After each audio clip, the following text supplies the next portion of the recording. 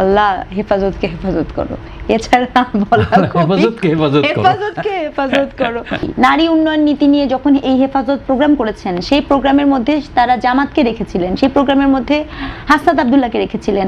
হেফাজতে ইসলামের একটি উদ্যোগ সামনে এসেছে, সেটা হচ্ছে কওমি ধারার 7টি ইসলামী রাজনৈতিক দলকে নিয়ে নতুন ঐক্য গঠনের চেষ্টা করছে হেফাজতে ইসলাম।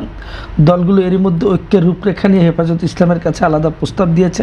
এসব প্রস্তাবে অন্য দল বা জোটের সঙ্গে সম্পর্ক ও সমঝোতার প্রশ্ন এসেছে।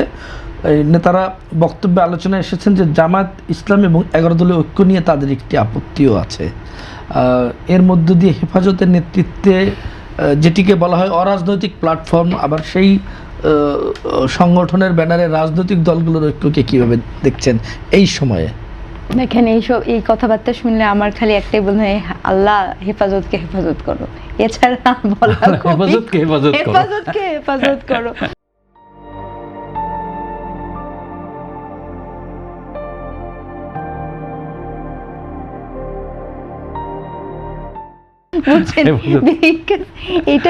এটা তো বিপজ্জনক। হ্যাঁ, মানে এই বিষয়ে কারণ হলো কি, আপনি দেখেন এই পুরো আপনার এই আজকে আলাপে মানে কি অদ্ভুত একটা বিষয় হচ্ছে। আপনি একদিকে বলছেন নিজেকে অরাজনৈতিক, হ্যাঁ, একটা রিলিজিয়াস, সেটা যে কোনো রিলিজিয়াস ফর্মে রিলিজিয়াস দল আসলে। আরেকটু বলে রাখি, সেই 7 দলের মধ্যে জমিয়া উলামে ইসলাম বাংলাদেশ সরাসরি জামাতের সঙ্গে কোনো সম্পর্ক না রাখারও প্রস্তাব দিয়েছেন। আচ্ছা, না এখানে বিষয়টা হয়েছে কি, এবং অর্থাৎ এই ঐক্য প্রক্রিয়ার ক্ষেত্রে জামাত হচ্ছে সবচেয়ে আপত্তিকর জায়গার মধ্যে আছে। জামাত নিয়ে সবার আপত্তি, ইসলামী দলগুলোর আরো বেশি আপত্তি। তারা আর কি মওদুদির মতাদর্শ নিয়ে সবচেয়ে বেশি সতর্ক থাকার পরামর্শ দিচ্ছে এই ইসলামী দলগুলোকে।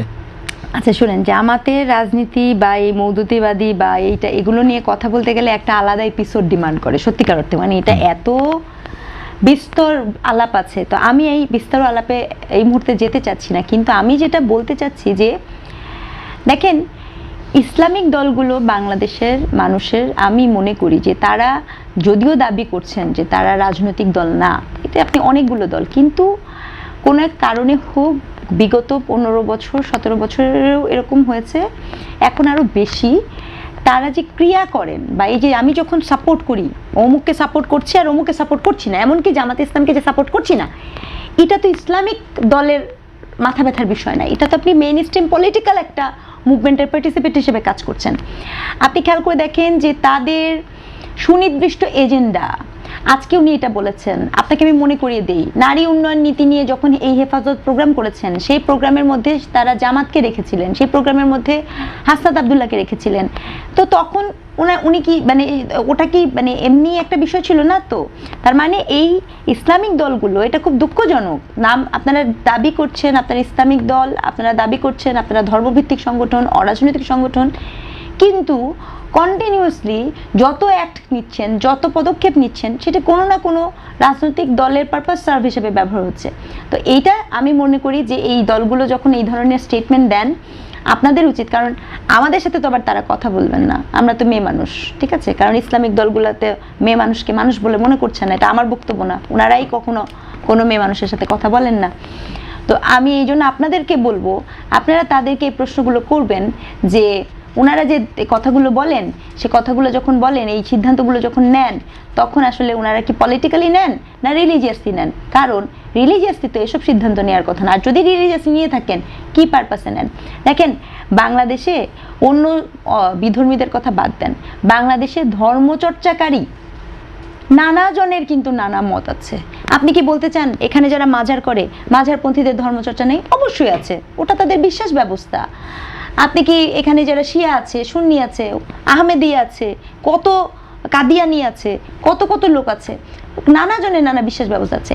কখনো কি দেখেছেন যে এদেরকে নিয়ে কোনো একটা রাষ্ট্রীয় ফোরামে আলাপ করতে, বলতে?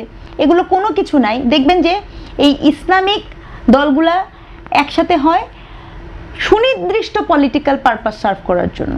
তারা মুভ করে ওইভাবে, তারা কিন্তু এককভাবে মুভ করে ব্যাপারগুলো এরকমভাবে না। কাজে আমি মনে করি এটা ওনারা বলেছেন ঠিক আছে, কিন্তু আমি আসলে ওনাদের এই কথাতে কনভিন্স না।